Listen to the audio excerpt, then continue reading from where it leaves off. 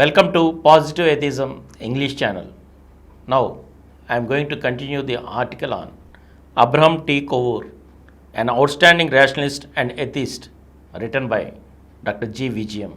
His retirement from the job in 1953 liberated him from all the restraints of the college life, and then on, he devoted all his time and energies for promotion of atheism and rationalism. He founded the Sri Lanka Rationalist Association. He was an atheist. In fact, he wanted to name the organization as Atheist Association. As his friends were not still so firm, he named it as Rationalist. Like in India, in Sri Lanka, the stranglehold of religion and belief in miracle and mind was rampant. Hence, he decided to expose the myth of miracles. In his quest for truth, he had excellent support from his wife Kunjamma. After his retirement, he accepted the citizenship of Sri Lanka, but he maintained live wire contact with his motherland, India. Kovoor visited Europe when his son Aris settled down in Paris. He utilized the occasion to visit some countries and also to come in contact with the rationalists, atheists, and humanists. He met Lord Fenner Brockway, MP in England. Brockway posed a question: how can India progress when you have so many superstitions? It made Kovoor to think about it further. It was clear to Kovoor that miracle mind is a bane of India's progress. He decided to challenge the godmen who were thriving on the ignorance of the people. He made a frontal attack on godmen to prove their miracle powers. In 1963, Kovoor gave an open challenge that he would give 100,000 rupees to anyone who proves his claim of miracles. He enumerated 22 items and said that even if they prove any one of them, they will get the reward.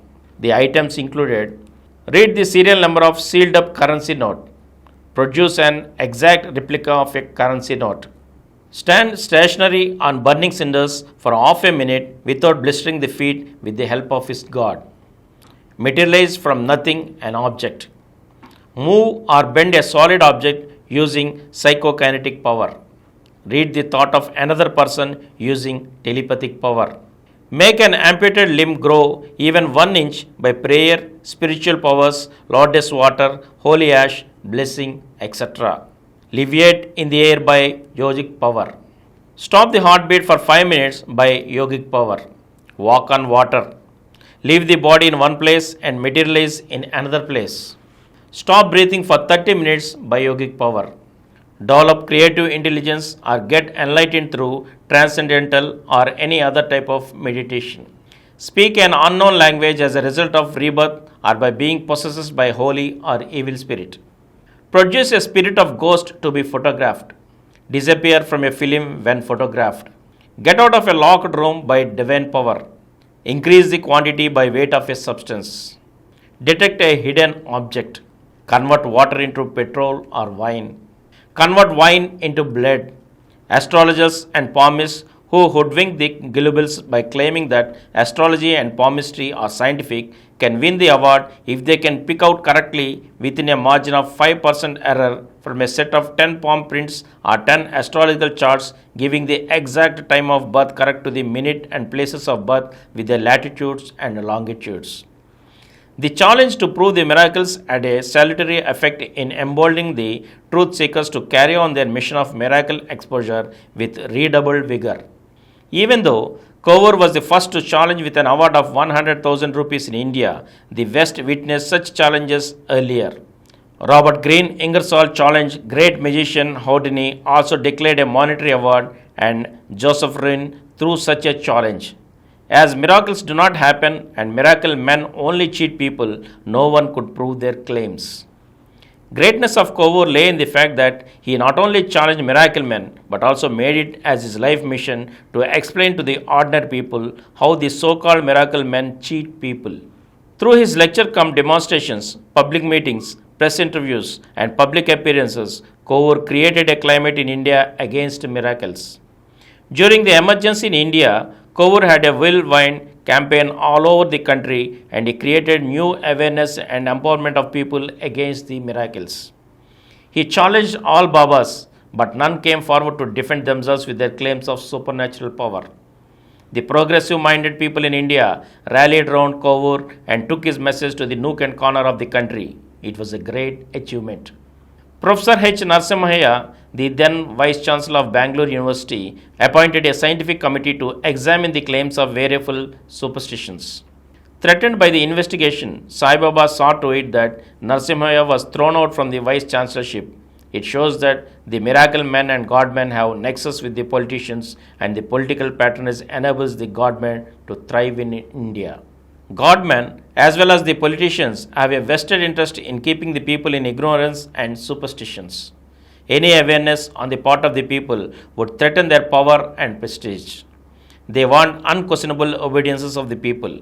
What Kovur wanted to do was to dispel the myth of the miracles, which was providing congenial atmosphere for godmen to cheat the gullibles.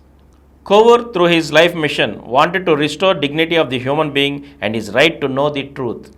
Kovur was a great champion of democracy and human rights. Kovur not only challenged miracles but also concentrated in promoting science and scientific outlook. He popularized science. As he clearly recognized the value of communication reaching the wider audience, he even made a movie in Malayalam language on the hoax of rebirth. The movie Punarjanmam was highly educative, instructive, and enlightening. Kovur investigated the stories of ghosts and proved them to be hoaxes. He dwelled deep into the human psyche and unfolded the hitherto unknown facts to the common people about psychiatry. He organized practical demonstrations of firewalking and explained the scientific phenomenon. The Ceylon Rationalist Ambassador was an annual publication giving a chronicle of his investigations. Kovur's writings and speeches have been translated into different Indian languages as they created inquisitiveness among the people to know the facts of the God-man, miracles, and mysteries.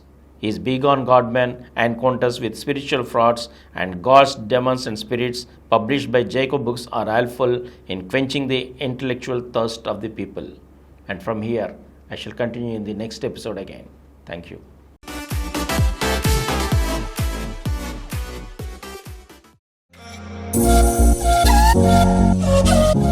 For more videos, please subscribe to this channel Positive Atheism and activate the bell icon. Please download Samaram Multi-Channel app and watch your favorite channels from your mobile. App available on Google Play Store and subscribe to the channels.